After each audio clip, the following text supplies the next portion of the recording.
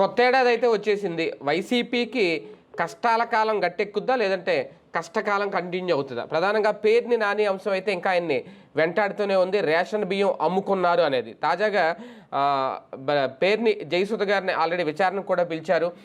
ఏం జరగబోతోంది అంటే, పేరు నాని టార్గెట్టా, పేరు నానిని అరెస్ట్ చేస్తారా, లేదంటే కుటుంబం ఈ అరెస్టుల బాధ నుంచి తప్పించుకోలేకపోతుందా? 2025లో ఇప్పుడు ఇదే ఒక అతిపెద్ద సెన్సేషన్ కాబోతుందా? ఇదే అంశం మీద చర్చించే ప్రయత్నం చేద్దాం సార్. అంటే రోజు రోజుకి ఆ గొడవల్లో మాయమైన బస్తాల సంఖ్య పెరుగుతోంది. ఇంతకుముందు 1.5 కోట్లు, 1.72 కోట్లు ఎంతో కట్టారు అనేది, తర్వాత అది 3 కోట్ల వరకు ఫైన్ కట్టారని మొన్న ఒక లెక్క చెప్పారు. మళ్ళీ ఇప్పుడు తాజాగా చూసుకుంటే మొత్తం 7,577 బస్తాల వరకు మాయమైనవి అని చెప్పి మళ్ళీ ఇంకో లెక్క. ఏది ఏమైనా బియ్యం అమ్ముకొని ఆ డబ్బులు ఎన్నికల కోసం ఖర్చు పెట్టుకున్నారు పేర్ని నాని అనేది. అంటే నాయకులందరూ పేదవాళ్ళ బియ్యం అమ్ముకొని ఎలక్షన్లు ఖర్చు పెట్టుకోవడం ఏమైనా చేసుకుంటారా? ఈ రేషన్ మాఫియా నిజంగా మొత్తం పేరు నాని చుట్టే తిరుగుతుందా? అరెస్ట్ ఖాయమా ఈ ఏడాదిలో? ఏంటి అంశం? ప్రకాశం బ్యారేజీని పడవలు గుద్దితే బ్యారేజీ కొట్టుకుపోద్ది అనుకున్నాం కదా, అది అంటే ఇది అంతే. దీని మీద వచ్చే డబ్బులతో ఎలక్షన్లు గెలవాలి అంటే కనుక, ఎలక్షన్ ఖర్చు సంపాదించుకోవాలంటే రాష్ట్రంలో అసలు దీనంత సులభం ఇంకోటి ఉండదేమో. ఎందుకంటే పేరుని ఆ గోడౌన్లో వచ్చిన బియ్యం ఎందుకు అమ్ముకోవడం? గోడౌన్లో 5 రూపాయలు అద్దె వస్తుంది అతనికి, ఎట్లా ఇంకో 5 రూపాయలు వేసుకుంటే ఊళ్ళో మొత్తం బియ్యం అంతా అతనే కొనుక్కోవచ్చు.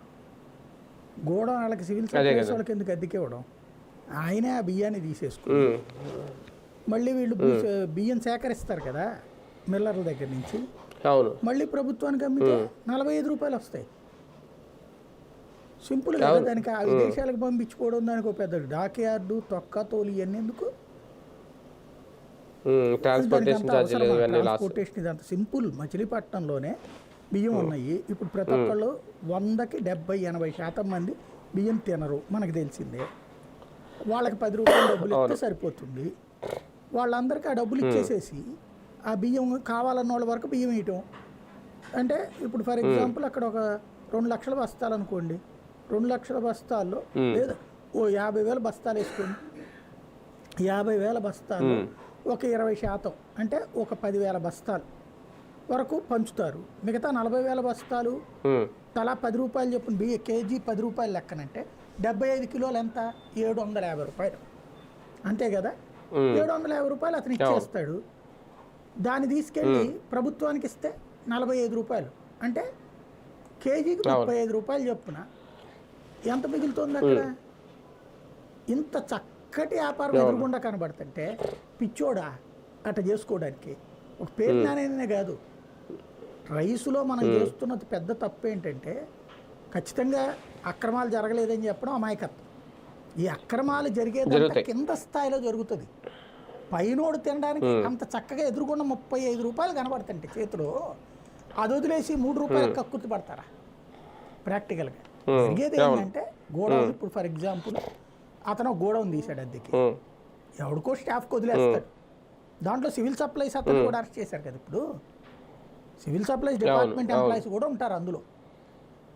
అట్లాగే ఒక ఇద్దరు ప్రైవేట్ వాళ్ళు కూడా ఉంటారు. అంతా వాళ్ళే ఉంటారు. అంటే అతని మనుషులు అనాలా, లేకపోతే ప్రైవేట్ ఎంప్లాయీస్ ఉంటారు. సప్లై చేసుకోవడం ఇదంతా నడుస్తుంటుంది. దాన్ని అమ్ముకుని సంపాదించుకుంటారు. 1 కోటో 1.5 చెప్పారు దాంట్లో, వీళ్ళు చూపెట్టిన లెక్కే 1 కోటి 1.5.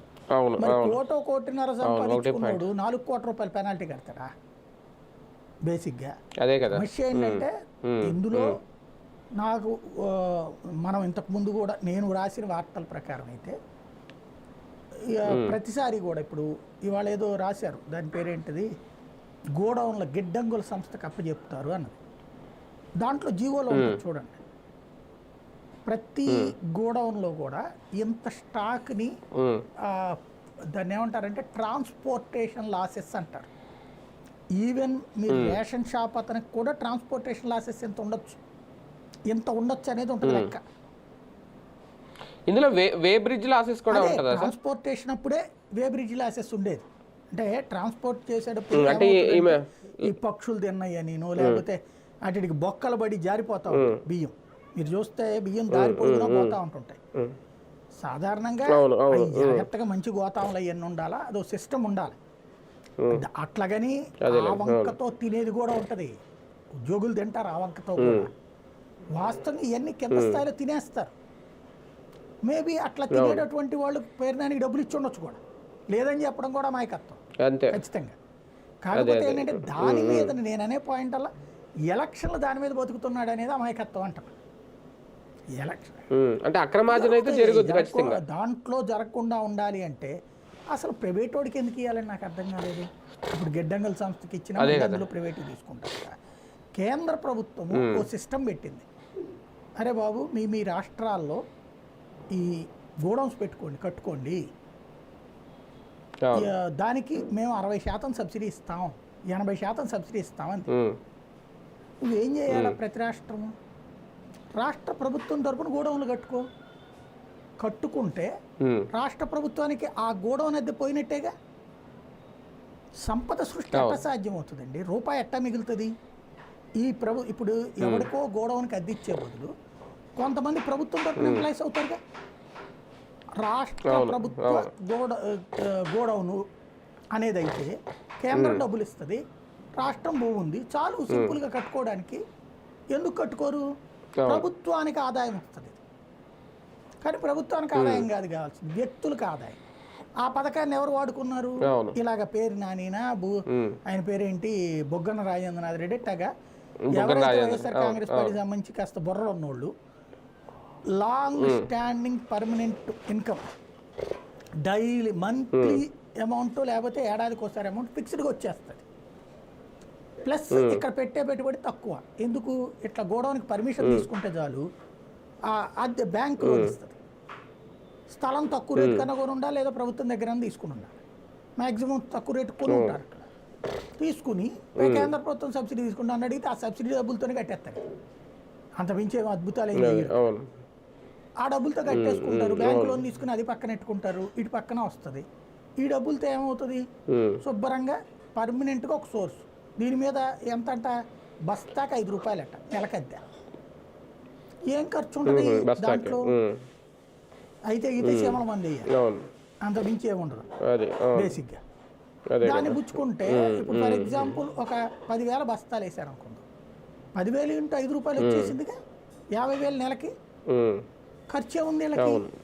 దాంట్లో ఆ ఇద్దరు ముగ్గురు ఎంప్లాయీస్, అది అయ్యేది. దాంట్లో మళ్ళీ సివిల్ సప్లైస్ ఒకళ్ళు, ఇద్దరు బయట వాళ్ళు, ట్రాన్స్పోర్టేషన్ అదంతా మళ్ళీ వాళ్ళే చూసుకోవాలి సివిల్ సప్లైస్, అది వీళ్ళకి సంబంధం లేదు. కాబట్టి అది పర్మనెంట్. నన్ను అడిగితే అది బంగారు బాతు, బంగారు గుడ్లు పెట్టి వైసీపీ వాళ్ళు వాడుకున్నారు. అసలు మాట్లాడాల్సింది అది.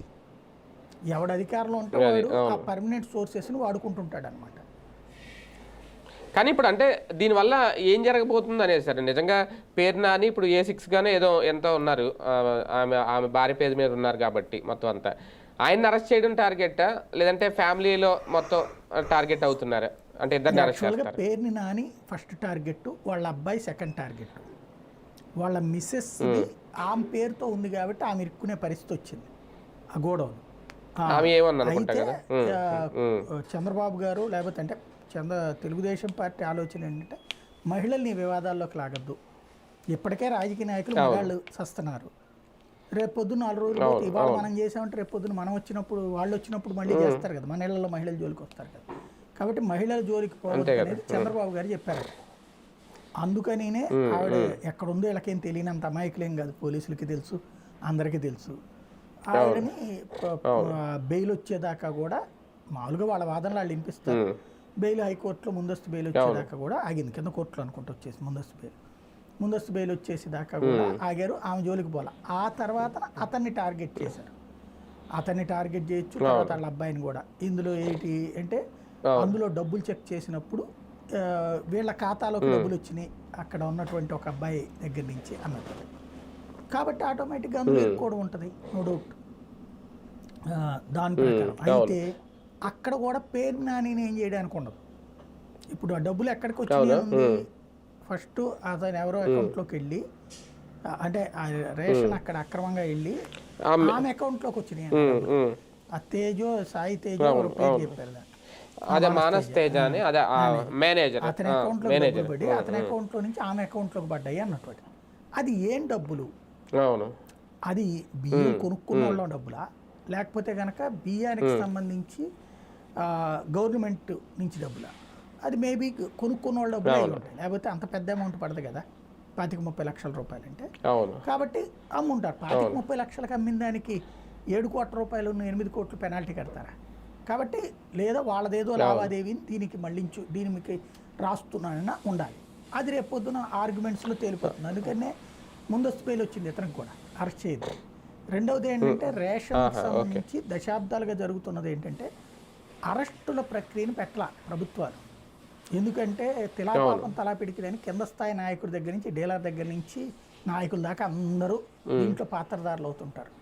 అందుకని ఏం చేశారంటే పెనాల్టీ పెట్టారు, స్టేషన్ బెయిల్స్ పెట్టారు. అవును.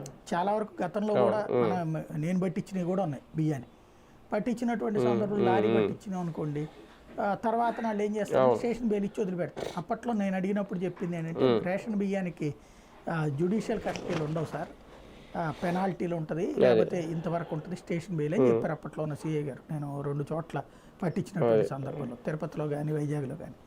కాబట్టి ఆ రూట్లో ఉంటుంది, పెనాల్టీ డబుల్ వేయచ్చు. ఇప్పుడు ఇతనికి కూడా ఏంటంటే 1,70,00,000 రూపాయలు ఎంతో లెక్కేస్తే డబుల్ పెనాల్టీ అట, దాని కింద 3.5 కోట్లు ఎంతో కట్టమన్నారు. అది మేబీ ఎక్కువ పిండుతారు అంతకు మించి. కానీ ఒకటి సార్, దీనివల్ల ఇప్పుడు రేషన్ బియ్యం అక్రమ లేదంటే మాఫియా ఏదో చెప్తున్నారు రకరకాలుగా, దాన్ని అరికట్టడానికి ఈ గొడవలను ఏమన్నా స్వాధీనం చేసుకుంటారా? కంప్లీట్గా ప్రభుత్వం ఏమన్నా నెరవేరుస్తుందా భవిష్యత్తులో? అంటే దీనికి ఏం చేద్దాం అనుకుంటుంది ప్రభుత్వం? దీనికి సొల్యూషన్ ఏమన్నా కనిపిస్తుందా? రాజకీయాలు ఒకటే గుర్తుపెట్టుకోండి, బ్లేమ్ గేమ్ ఒకటి మీద ఇంకోటికి తోసుకోవడం తప్పించి శాశ్వత పరిష్కారాలు ఆలోచించేందుకు ప్రభుత్వాలు ఎవరు చిత్తశుద్ధితో ఉండరు. అందులో అంటే దీన్ని ఇలాగే వదిలేస్తే వాళ్ళ పేరు నాని అవుతారు. ఇంకొకటి సంపాదన, ఇవాళ వాడు సంపాదిస్తున్నాడు, రేపు నేను సంపాదిస్తాను, ఇవాళ మేము సంపాదిస్తాను, రేపు వాడు సంపాదించుకోవాలి, ఇదే రూట్లో ఉంటారు. దీనికి సాక్ష్యం ఏంటంటే ఇదే. ఇప్పుడు ఏమంటున్నారు, ఇది దీన్ని అంట తీసుకెళ్ళి గోడౌన్స్ గిడ్డంగుల సంస్థకు అప్పచెప్తారట. అంటే ప్రభుత్వం నిర్వహిస్తుంది ఇప్పుడు నిర్వహించేది, అంటే ఈ ప్రైవేట్ గోడౌన్లు కదా, ప్రభుత్వ సివిల్ సప్లైస్ తీసుకుని నడుపుతోందండి ఆ గోడౌన్స్ని. ఇప్పుడు గిడ్డంగుల సంస్థ తీసుకుని మళ్ళీ అది కొన్ని ప్రైవేట్ అద్దెకి తీసుకుంటుంది. చాలా దానినే కదా గోడౌన్స్ కట్టించింది. ఇప్పుడు ఏమవుతుంది, ఇప్పుడు ఒక ఏది బస్తాకు 5 రూపాయలు చొప్పున తీసుకున్నాడు కదా, రేపు ఏం చేస్తాడు, అదే గిడ్డంగుల సంస్థ వాళ్ళు 50,000 1,00,000 రూపాయలు అడుగుతారు, ఇస్తారు నెలకి. అంటే ఇప్పుడు వచ్చే ఆదాయం సగానికి పడిపోతుంది. లేదా ఈ పేరు నానిన బొగ్గన వైసీపీ వాళ్ళు ఏం చేస్తారు, రేపు తెలివిగా తెలుగుదేశం వాళ్ళకి లీజుకి ఇస్తారు, వీళ్ళు సగం వాళ్ళు సగం తింటారు. పైన అందరూ తిలా పాపం తలా పిడికిడే పైకి చెప్తుంటారు అంతే. కాసేపు వచ్చినప్పుడు గొడవ పెట్టుకోవడం ఇవన్నీ. ఇప్పుడు ఈ కాకినాడలో ఏం జరిగింది అంతే కదా, బియ్యంలో ఎవరు తేలింది, కొండబాబుని ఎందుకు పక్కన పెట్టుకుని మాట్లాడాడు ఆయన ఆ విషయంలో. ఇవన్నీ ఓపెన్ సీక్రెట్. కాకపోతే ఏంటంటే తప్ప రైట్ అంటే దీంట్లో అక్రమంగా తరలించడం తప్పే, కానీ ఇది అక్రమ సక్రమమా అన్నటువంటి పాయింట్కి వస్తే నేను మొట్టమొదటి నుంచి దీంట్లో రోగానికి పైన పూత రాస్తున్నారు వీళ్ళంతా. దాన్ని పార్టీలు రాజకీయం వైపు తీసుకెళ్తున్నారు తప్పించి అసలు సమస్య పరిష్కరించట్లేదు. నాకు తినే బియ్యం అయినంత వరకు నేను ఎవడికి అమ్ముకున్నా నువ్వు పీకేదేమీ లేదు. ఎందుకంటే నాకు నేను దాన్ని ఎవడికి అమ్ముకుంటే నువ్వు ఎవడు నాకు చెప్పడానికి గన్నయ్య గడివే. నాకు ఇవ్వడానికి బాధ్యత కాబట్టి ఆహార భద్రత చట్టం ప్రకారం నేను తింటానా తిన్నా నీకే, నువ్వెవడు అడగడానికి, నేను ఎవడికి అమ్ముకుంటే నీకేంటి సమాధానం, నేను వాడు ఇంకోటికి అమ్ముకుంటే ఎవరికి సమాధానం దీంట్లో. కాబట్టి తినే బియ్యం ఇయ్యనంత వరకు ఈ నాటకం నడుస్తూనే ఉంటుంది. లేదా ఈ 90 లక్షల మంది వరకు ఏదైతే కేంద్ర ప్రభుత్వం ఇచ్చే బియ్యం వరకు ఇచ్చి మిగతా వాళ్ళకి బియ్యం ఆపేయడం కోసం దీన్ని అడ్డం పెట్టుకునైనా నడపచ్చు కదా. కానీ ఒకటిసారి పేదల బియ్యం దోచేస్తున్నారు, పేరు నాని దోపిడీ చేశారు, ఈ మార్క్ అయితే వేయగలిగారు. ఇది వైసీపీని కూడా బదనామైందా దీనివల్ల, పేరు నాని వరకు ఆగిందా? అందరి మీదనే కదా ఇప్పుడు అక్కడ ద్వారంపూడి బుగ్గన రాజేంద్ర టోటల్ గా వైసీపీ రేషన్ మాఫియా నడుపుతున్నారు అనేటటువంటి దాన్ని ప్రొజెక్ట్ చేయాలనుకున్నారు, చేశారు, సక్సెస్ అయ్యారు అందులో. ఆ మార్క్ అయితే వేయగలిగారు ముద్ర. ఇంకా అది ఎలా చెప్పుకుంటారనే చూడాలి. ఇది వరకు పందికొక్కులాగా తిన్నారు తెలుగుదేశం వాళ్ళు అని రాజశేఖర రెడ్డి అన్నాడు. మరి వాళ్ళని గెలిపించడం మానేశారు. అయ్యి అందరికీ జనాలకు తెలిసిన ఒకటే సింపుల్, జనాలలో ఎప్పుడు రెవల్యూషన్ వస్తుందంటే తనకు బియ్యం ఇవ్వడం మానేసి అమ్ముకుంటుంటే ఇదివరకు రేషన్ షాపుల దగ్గర ధర్నాలు జరిగాయి. ఎందుకని? పొద్దు నుంచి మధ్యాహ్నం లోపు టైం ఉండేది. ఆ టైంకి రేషన్ షాప్ ఒకటి రాదు, 10వ తారీఖు లోపు అయిపోవాలి. ఆ తర్వాత నాడు ఏం చేసేవాడు, 30% మందికి ఇచ్చి 70% మందికి ఎగ్గొట్టేవాడు. ఆ ఎగ్గొట్టిన బియ్యం అమ్ముకునేవాడు. అప్పుడు మాకు ఇవ్వట్లేదని ధర్నాలు చేసేవాడు ఆ రోజులు. ఇవాళ అట్లా కాదు, ఖచ్చితంగా రేషన్ షాప్ అతను రేషన్ బదులు ఈ వెహికల్స్ వచ్చినాయి కదా ఎండిఓలు, తీసుకోకపోవడం మన తప్పు తప్పించి ఇవ్వకపోవడం మన ఇంటి దగ్గర దాకా తీసుకొచ్చి విజిలేసి మరి ఆ కుయ్యి సైరం వేసి మరి ఇస్తున్నాడు. ఇంకేంటి ప్రాబ్లం? తీసుకోకపోతుంది, తినకపోతుంది మనం, దానికి పరిష్కారం తినేటటువంటి ఇవ్వటం. అదే కదా, రైట్. చూద్దాం. మొత్తానికి పేరుని నాని మెడకు చుట్టుకునే వ్యవహారం వైసీపీని కూడా బదనాం చేసింది ఒక రకంగా. కంప్లీట్గా టార్గెట్ అయితే వైసీపీ కాబట్టి ఏం జరుగుతుంది దీని నుంచి వైసీపీ ఎలా బయటకు వస్తుంది? ప్రస్తుతం అయితే పేరు నానినే మొత్తం ఆయనే రేషన్ మాఫియా మొత్తం అంతా దందా నడిపారు అన్నట్టుగా ప్రచారం అయితే జరుగుతుంది. దాని నుంచి ఎలా బయటపడతారనే చూడాలి.